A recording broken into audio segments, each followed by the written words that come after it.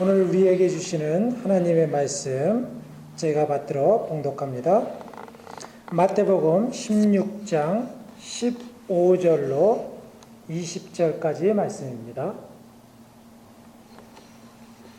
예수께서 그들에게 물으셨다. 그러면 너희는 나를 누구라고 하느냐? 시몬 베드로가 대답하였다. 선생님은 살아계신 하나님의 아들 그리스도이십니다. 예수께서 그에게 말씀하셨다. 시몬 바요나야, 너는 복이 있다. 너에게 이것을 알려주신 분은 사람이 아니라 하늘에 계신 나의 아버지시다. 나도 너에게 말한다. 너는 베드로다. 나는 이 반석 위에다 내 교회를 세우겠다. 죽음의 문들이 그것을 이기지 못할 것이다. 내가 너에게 하늘나라의 열쇠를 주겠다. 네가 무엇이든지 땅에서 매면 하늘에서도 매일 것이요 땅에서 풀면 하늘에서도 풀릴 것이다.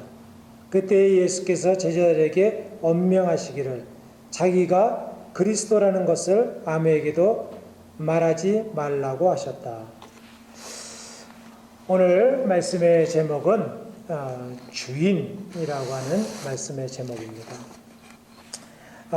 주님께서 가이사랴 빌립보 지역에서 기도하실 때 갑자기 주님께서 물으신 물음으로부터 오늘 본문이 시작됩니다. 사람들은 나를 누구라고 하느냐라고 하는 말씀입니다.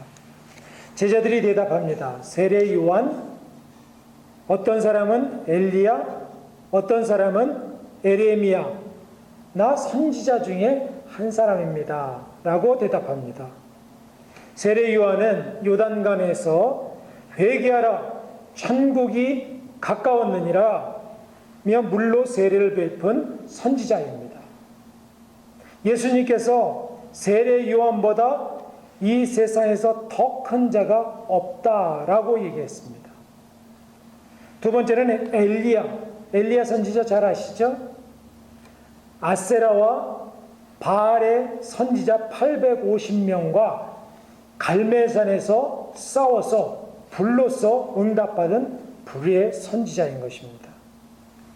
에레미야는 무너지는 유다와 그 유다 땅에서 선지자로 회개를 외치고 주님께 돌아오라고 눈물로 호소하며 결국 유다는 망하고 에레미야는 애굽에서 죽게 되는 그런 이스라엘의 그런 멸망을 안타까워했던 이스라엘의 대선지자가 에레미야인 것입니다.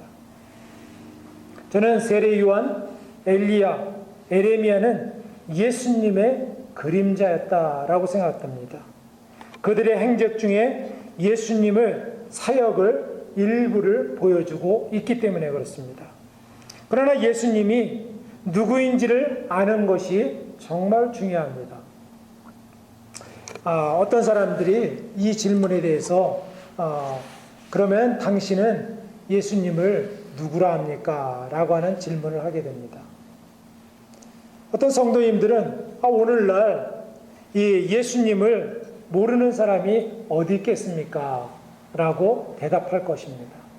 4대 성자 중에 하나가 아닙니까? 라고 하는 사람도 있을 것입니다. 교회에 다니는 사람들은 다 예수님 믿는 사람이 아닙니까? 예수님을 모르고 어떻게 믿음 생활을 할 수 있습니까? 라고 반문할지도 모르겠습니다. 그런데 예수님께서 이런 제자들에게 이렇게 질문하십니다.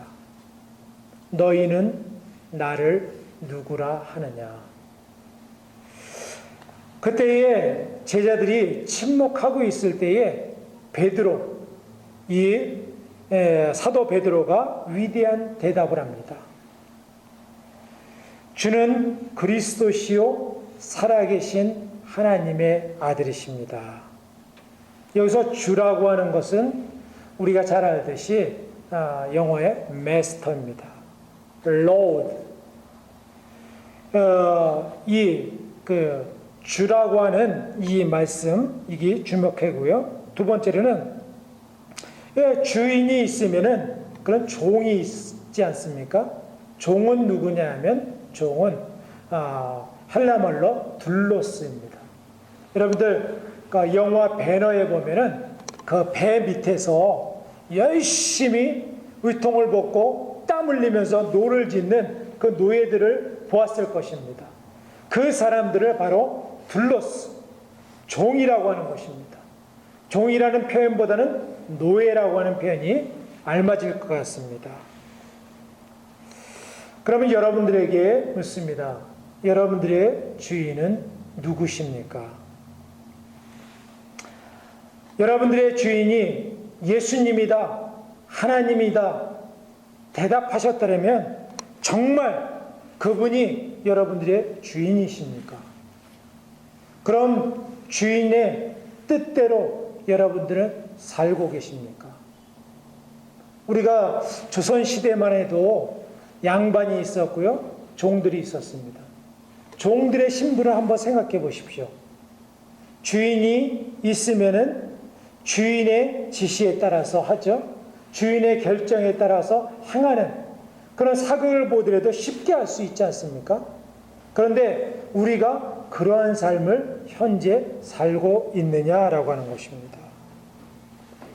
둘로스, 노예로서 우리의 전 삶을 사는 것이 바로 우리 믿는 자의 주인 되신 하나님과 예수님을 모시는 삶이라고 믿습니다.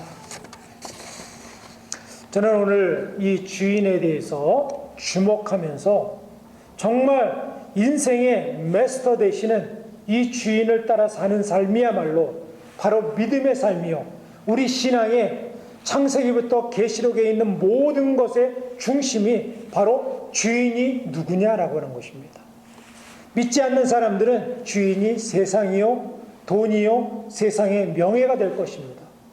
그러나 믿는 사람들은 하나님을 예배하는 삶이기 때문에 주인을 완전히 바꾼 삶인 것입니다. 마태복음 6장 24절에 이렇게 말씀하십니다. 한 사람이 두 주인을 섬기지 못할 것이니 혹 이를 미워하고 저를 사랑하거나 혹 이를 중히 여기고 저를 경히 여김이라. 너희가 하나님과 재물을 겸하여 섬기지 못하느니라 라고 말씀하십니다. 그러면은 세상에서는 주님이 주인이 되신 주인이 있고요, 주님과 반대편에 또 다른 주인이 있는데 그것을 예수님께서는 돈, 물질이라고, 이것은 만몬이라고 말씀하셨습니다. 그리스도인들은 예수님을 주님이라고 부릅니다. 베드로는 이스라엘 백성들에게 너희가 십자가에 못 박은 예수님을 하나님이 주와 그리스도가 되게 하셨다라고 사도행전 2장 36절에 말씀하십니다. 이스라엘에게 회개함과 제사함을 주시려고 그를 높이사 임금과 구주로 삼으셨다라고 말씀하십니다. 임금과 구주로 삼으셨다는 것은 주님을, 너희가 죽인 예수를 하나님께서는 마스터로, 임금으로, 주인으로 보내주셨다라고 말씀하시는 것입니다. 주와 임금이라고 하는 것은 그리스도와 구주가 같은 뜻인 것입니다. 많은 신앙서적의 저자들은 주와 그리스도를 각각 다르게 해석합니다. 많은 그리스도는 예수께서 구주가 되시기는 하지만 주가 되시는 것, 다시 말하면 자신의 인생의 임금이 되시는 것을 싫어합니다. 자신이 어려울 때에 구원자가 되는 것은 기분이 좋은 일이지만은 예수님이 주님이 되어 주의 뜻대로 살아야 한다는 것은 부담이 되는 말씀입니다. 제가 헐리우드에서 몇몇 사역자들과 전도를 할 때 어떤 유대인이 하나가 오더니 예수가 주가 아니라는 거예요. 그것은 정말 웃기는 얘기라고 막 하면서 우리 같이 전도하는 일행인 한 청년에게 침을 뱉었습니다. 그들에게는 예수가 주인이 되고 자신들의 메시아가 되고 그리스도가 된다고 하는 것은 너무나도 웃기는 얘기고 그것은 부담되는 이야기를 반증하고 있는 것입니다. 예수님께서는 한 사람이 두 주인을 섬기지 못한다. 혹 이를 미워하고 저를 사랑하거나 혹 이를 중히 여기고 저를 경히 여기게 된다라고 했습니다. 여러분들, 세상의 주인은 두 개의 주인이 없다는 것입니다. 주인은 하나인 것입니다. 여러분들, 우리도 옛날에 보면은 가정의 가장을 주인님이라고 했지 않습니까? 주인어른 이렇게 말씀하지 않습니까? 미국에도 이 집을 딱 보면은 집 구조가 마스터 베드룸이 있지 않습니까? 그 가정이 가장이다라고 하는 것입니다. 만약에 마스터 베드룸이 2개다, 3개다라고 하면 그럴 것을 정해놓을 필요가 없는 것이죠. 주인은 한 가지인 것입니다. 믿음도 모든 것들을 우리가 생활을 할 때 세상도 섬기고 그리고 하나님도 섬기고 이런 것은 있을 수 없다는 것이죠. 하나님도 잘 믿고 그리고 세상에 돈도 많이 벌고 그리고 돈도 그것을 다 내가 영광을 받으면서 하나님도 잘 섬기고 있다. 이것이 얼마나 어렵고 힘들고 그것이 신앙적으로 용납이 안 되는 것을 말씀해 주고 있는 것입니다. 어떤 사람들은 예수님을 믿는 것이 비즈니스 때문에 믿는 사람들이 있습니다. 세상에서 잘 살고 가정이 행복하고 그리고 성공하고 그러기 위해서 예수를 믿는 사람들이 있습니다. 그러나 그것은 예수님이 주인이 될 수가 없는 것이죠. 논리적으로 보면 내가 잘 사는 것을 위해서 예수님이 필요한 것입니다. 제가 한국에 있을 때에 일본을 농촌교회 목사님들과 같이 선교여행을 떠난 적이 있습니다. 근데 일본에 갔더니 일본에 그 한 가정을 방문했더니 그 가정에 신사가 있더라고요. 신사가 있는데 그 신사에 그 다른 신들만 있는 것이 아니라 그 중에 예수님 상도 있었습니다. 그래서 저희가 깜짝 놀라서 이 예수님도 있는데 왜 이렇게 다른 신들하고 같이 섬기느냐라고 했더니 이 사람이 부처가 있고 그리고 마호메트도 있고 예수님도 있고 다른 잡신들도 많고 그런데 그 사람이 놀라는 말을 했습니다. 그것은 뭐냐면은 내가 어려울 때 어떤 신이 나를 도와줄 줄 아느냐라고 하는 말을 하는 거예요. 어떻게 보면은 우리가 보기에는 너무나도 정말 우스꽝스러운 이야기이지만은 세상의 많은 사람들은 나를 잘 살게 하고 내가 영광을 받고 성공하는데 필요한 것이 바로 예수건, 부처건, 마호메트건 세상의 어떤 만몬이건 상관이 없다는 것입니다. 여러분들, 예수님을 위해서 믿음 생활하십니까? 아니면 나를 위해서 믿음 생활하십니까? 우리가 믿음이 연약할 때에는, 초신자 때에는 내가 아파서 내 가정에 위해서 내 비즈니스를 위해서 신앙생활을 시작할 수는 있습니다. 그런데 신앙생활을 점점 할수록 나와 그 모든 세상은 간 곳 없고 구속한 주만 보여야지 이것이 참된 신앙생활을 하는 것입니다. 저는 제 개인적인 이야기하지만 저는 사역자로 부름받고 주를 위해서 모든 삶을 드렸다라고 착각을 한 적이 있었습니다. 저도 믿음 생활을 하고 사역을 하면서 전화하는 것, 살고 먹는 것 무엇이든지 사역과 관련이 있었습니다. 아침부터 저녁까지 주의 일을 합니다. 제가 어디서 세상에 도박을 하거나 술을 마시거나 음탕한 일을 하거나 그렇게 하지 않습니다. 저 자신도 스스로 내가 주의 종이며 주를 위해 일하고 있다는 것을 한 번도 의심해 본 적이 없었습니다. 공부도 신학을 했습니다. 하나님에 관한 학문이지 않습니까? 믿음에 관한 공부를 하고 성경책을 갖고 다니고 차에서도 가방에도 가는 곳곳마다 성경을 이렇게 묵상하고 이럴 때가 있었습니다. 거룩한 하나님의 일을 하는 거라고 자부하고 그렇게 생각을 굳게 믿고 있었어요. 저의 이런 모습에 자부심도 가졌습니다. 비록 어렵고 가난해도 주의 일을 한다고 하는 보람이 있었습니다. 그런데 정말 이런 것이 주님을 인정하고 주님을 주인 삼고 사는 것이냐라고 하는 것이 중요합니다. 저는 그 짧은 저의 간증을 하자면 2004년도에 유학으로 와서 연합감리교회에서 부목사 생활을 하다가 2008년도에 LA에서 개척교회를 시작했습니다. 그래서 개척교회를 시작할 때 제가 기도한 제목이 있었습니다. 제가 2007년도에 척추가 이렇게 펴지는 치유를 받았습니다. 그 다음에 은사와 능력도 받았어요. 그래서 많은 성령에 대해서 알게 되었습니다. 성경에 있는 예수님의 3대 사역, 치유하는 것, 축사하는 것, 복음 전도하는 것, 이곳에 내가 중심적인 목회의 방향을 정했었습니다. 그런데 사역을 하고 이렇게 하면서 교회가 차츰 성장하기 시작했는데 그때에 이제 성도들이 이제 렌트를 하는 교회보다는 우리 자체 건물을 갖기를 위해서 기도하고 있었습니다.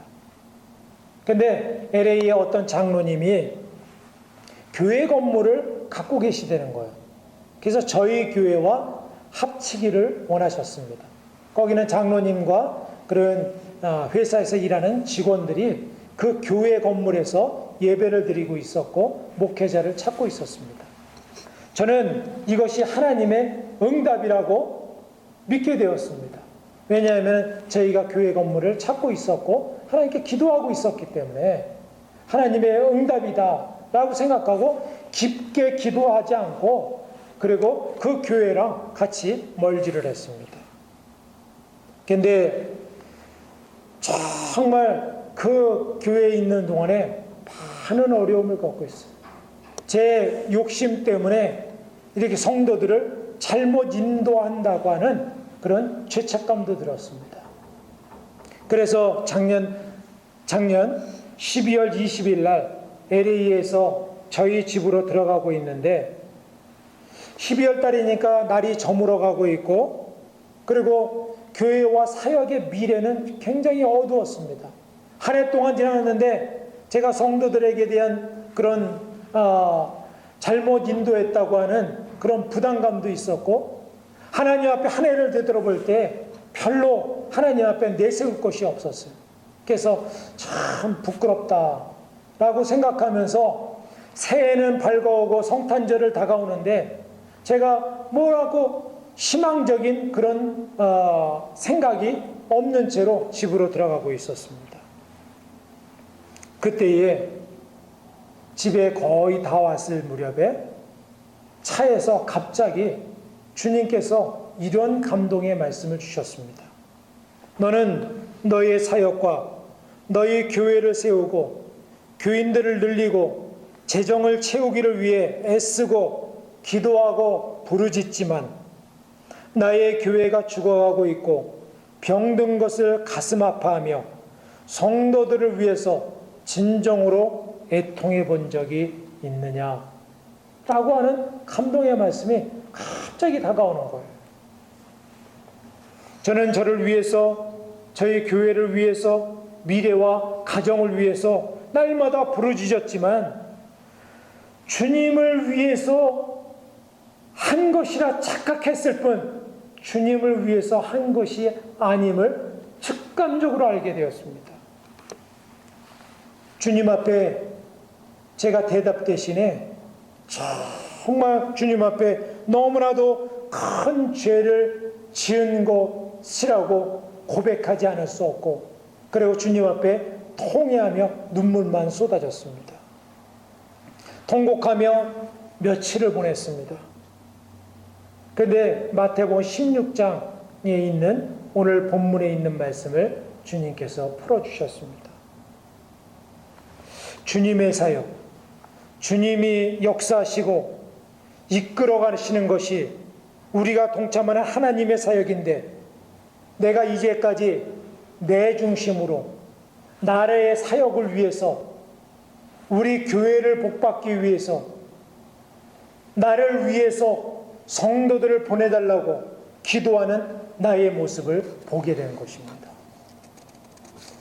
주님의 말씀에 제가 노라고 대답할 수가 없는 것입니다. 내 중심으로 내가 주인 노릇하고 내 중심으로 내가 주인 되는 사역을 행했던 것이죠. 바로 이것이 교만이요, 이것이 사건이라고 하는 것을 알게 되었습니다. 그 다음에 주님께서 이 말씀하시죠. 베드로가 주는 그리스도시요 살아계신 하나님의 아들이십니다 라고 고백했을 때, 베드로에게 이 반석 위에 내 교회를 세우리니 라고 말씀하셨습니다. 놀랍게도 이 반석이라는 게 파트로스, 같은 말이죠. 은유적인 표현인 것입니다. 주님을 주인 삼고 주님을 그리스도 삼은 그 기반에다가, 그 반석 위에다가 주님의 교회, 내 교회를 세우시겠다라고 하는 말씀인 것입니다. 그리고 주님의 그 반석 위에다 세워야지 그것이 든든한 교회, 하나님의 교회가 된다는 것을 말씀하고 있는 것입니다. 그러면 반석 위에다 세운 교회가 있고요, 반대로 모래성 위에 세운 교회가 있다고 하는 것입니다. 사역도 반석 위에 세운 사역이 있고 모래성 위에 세운 사역이 있었습니다. 마태복음 7장에 보면은 모래성 위에 세운 집은 그 무너짐이 창수가 나고 비바람이 치고 어려움이 왔을 때 그 무너짐이 심히 크다고 말씀하셨습니다.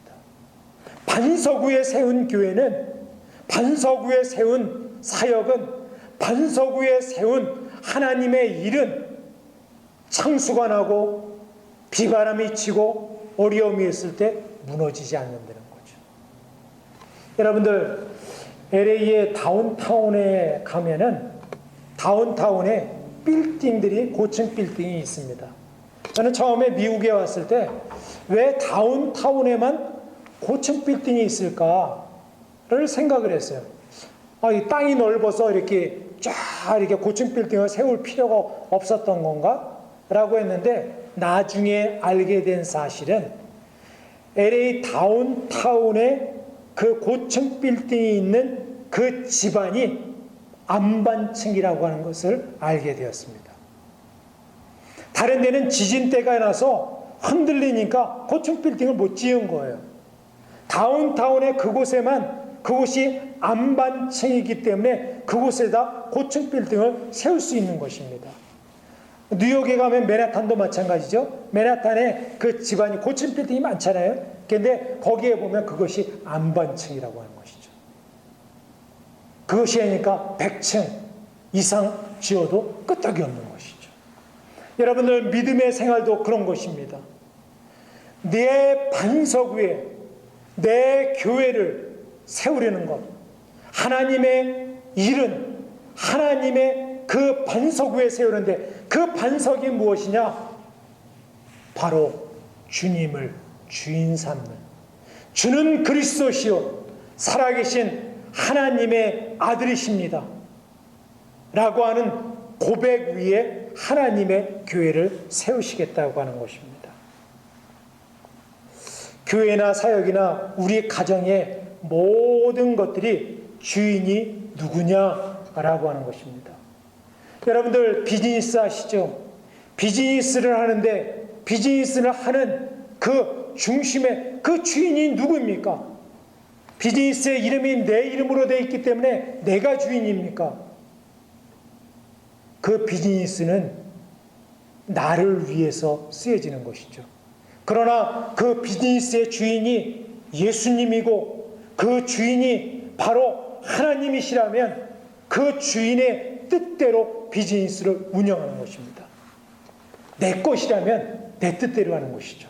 내 뜻대로 부리고 내 뜻대로 해체도 하고 내 뜻대로 어떤 것들을 마음껏 행할 것입니다.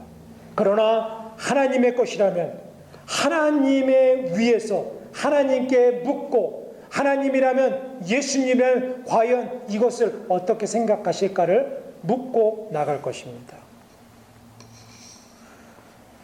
내 교회를 세운다라고 하는 것, 저는 이것이 정말 우리의 모든 믿음의 출발이 되어야 된다라고 믿습니다.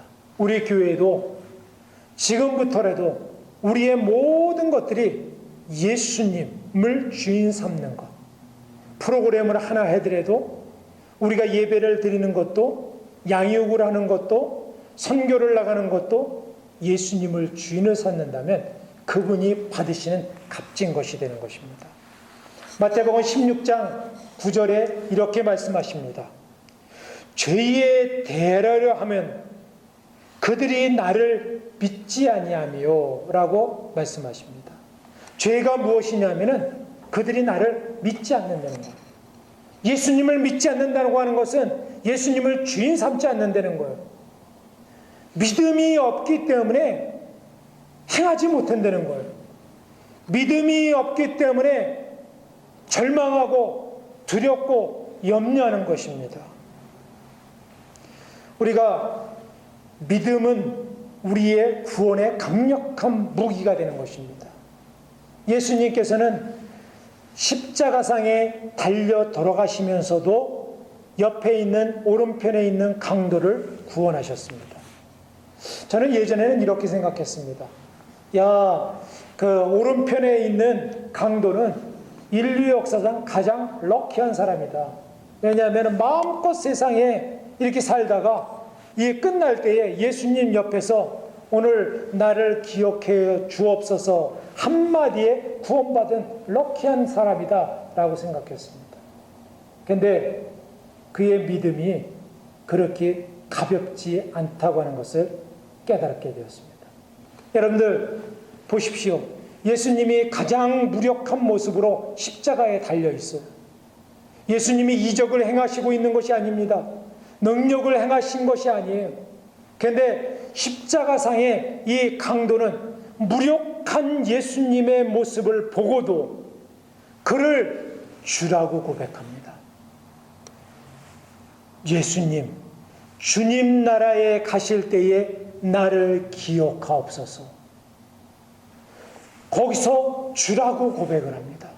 여러분들, 예수님이 나를 위해서 어떤 것을 해주시고 이적을 행하실 때는 오 주님 하실 수 있지만은 가장 무력한 모습으로 십자가에서 달려 돌아가시는데 주님이라고 고백한다는 것이, 이것이 작은 믿음입니까? 저는 십자가상에 달려 죽었던 그 오른편에 있는 강도의 믿음이 결코 가볍지 않은 주님이라고 고백하는 귀한 고백이었다고 믿는 것입니다. 우리의 믿음으로 주님을 주인으로 고백하고 그것을 우리의 삶으로 인정하는 것입니다. 잠언 3장 6절에 너는 범사의 그를 인정하라.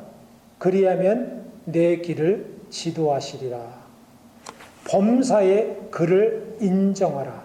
저는 여기서 인정하라고 하는 말씀이 범사라고 하는 말씀과 이렇게 매치가 되는데, 잠잘 때에도 아침에 일어날 때에도 무엇을 하든지 주님을 인정하고 주인 자리에 모시고 그렇게 사는 삶이 바로 그리하면 모든 것을 인도하시리라 라고 했습니다.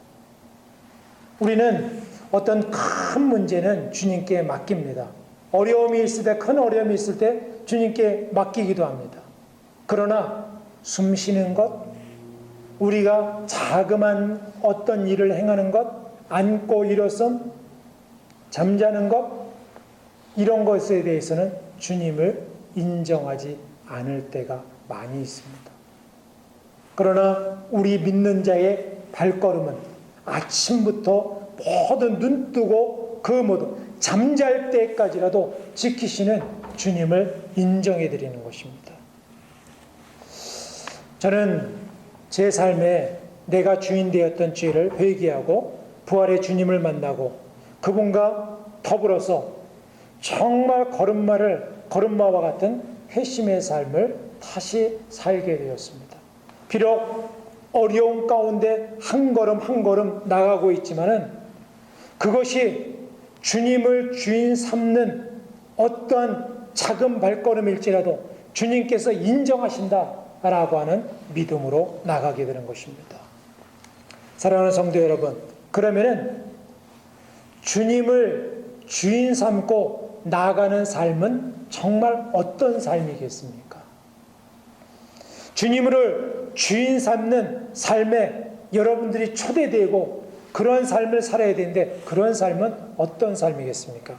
첫 번째는 주님을 주인 삼는 삶은 사랑하는 삶입니다. 주님 자체가 사랑이세요. 주님을 주인 삼으면 그분의 사랑이 우리 가운데 임하셔서 그분의 대명령인, 그분의 준엄한 명령인 그분 자체이신 사랑의 삶을 사는 것이 그분을 주인으로 모시는 것입니다. 우리가 주님의 심장을 우리가 받아서 주님의 마음으로 주님의 뜻을 이룬다고 하면 그분의 뜻이 무엇인지를 알아야 되는 것입니다. 그분의 뜻은 바로 우리 가운데 사랑으로 살아가는 것입니다. 고린도전서 16장 14절에 이렇게 말씀합니다. 모든 일을 사랑으로 행하라 라고 했습니다. 영어 성경에 보면 Everything you do must be done with love. Everything 우리가 행할 때에 사랑으로 행하라 라고 하는 것입니다. 여러분들, 우리가 어떤 일을 해도, 직장에서 일을 할 때에도, 교회에서 어떤 사역을 할 때에도, 우리가 예배를 드릴 때에도 모든 것이 must be done with love, 사랑으로 행하라고 하는 것이죠. 그래서 주님을 주인 삼는 삶은 사랑으로 행하는 것입니다. 사랑으로 가정에서 가정생활을 하고 직장 생활을 하고 교회 생활을 하고 세상에서 어떤 일을 해도 주님의 사랑으로 행하는 것은 주님께서 받으실 만한 흠양하는 제사가 된다는 말씀입니다. 두 번째는 주님을 주인 삼는 삶은 주님께 묻고 행하는 삶입니다. 종된 삶이 우리의 마스터이신 그분에게 묻지 않고 간다면 그것은 종된 삶이 아닐 것입니다. 종의 첫 번째 덕목은 주인의 뜻을 아는 것입니다. 여러분들, 주인이 어떤 생각을 하며 주인이 어떻게 그것을 행하기를 원하시는지를 아는 것이 가장 종된 사명의 첫 번째 덕목이라고 믿습니다. 그렇기 때문에 우리는 기도로 나가야 되는 것입니다.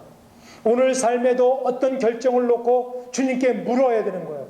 가정의 삶을 위해서도 물어야 되는 것입니다. 자녀들의 삶을 위해서도 물어야 되는 것입니다. 우리가 믿음의 길을 가는데도 물어야 되는 거예요. 여러분들, 믿음의 사람들은 기도하는 사람들이었습니다.